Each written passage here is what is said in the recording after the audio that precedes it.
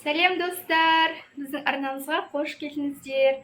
Достар, видеоны жай ғана көріп өтіп кетпей, біздің арнамызға міндетті түрде тіркеліп, лайк, комментарий қалдырып, қазақша контентті қолдап кетіңіздер. Мен бүгін асқабақ қосылған таба нан жасаймын. Ал онда кеттік, бірге жасайық. Алдымен 200 грамм асқабағымызды алып, жақсылап тазалап, оны бөліктерге бөліп, теркадан өткізіп аламыз.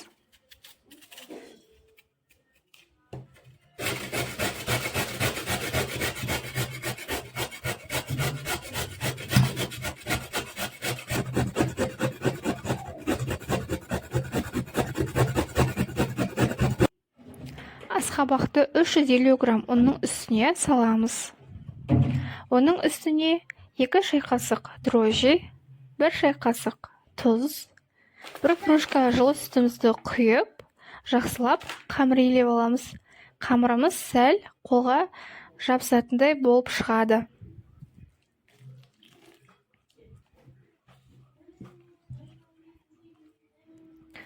Қамырымыздың бетін жауып 2 сағатқа ашуға қойып қоямыз.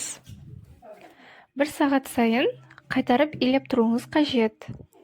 Мінекей 2 сағаттан кейін қамырымыз ашыды. Оны теңде 2 бөлікке бөлеміз де май жағылған табаға саламыз.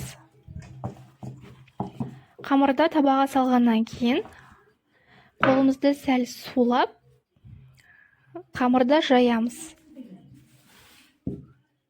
Дәл осылай видеода көрсетілгендей етіп. Одан кейін барып, бетін 20 минутқа жауып қоя тұрамыз.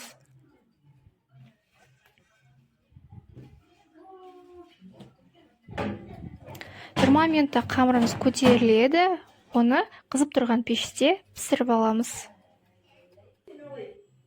Мінекей нанымыз пісіп дайын болды. Иісі мұрынды жарып жатыр. Өте дәмді, жұмсақ.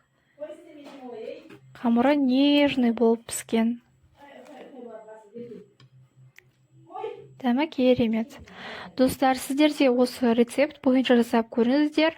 Дәмді болып шығады. Біздің арнамызға жазылып, лайк басып, пікір қалдыруды ұмытпаңыздар.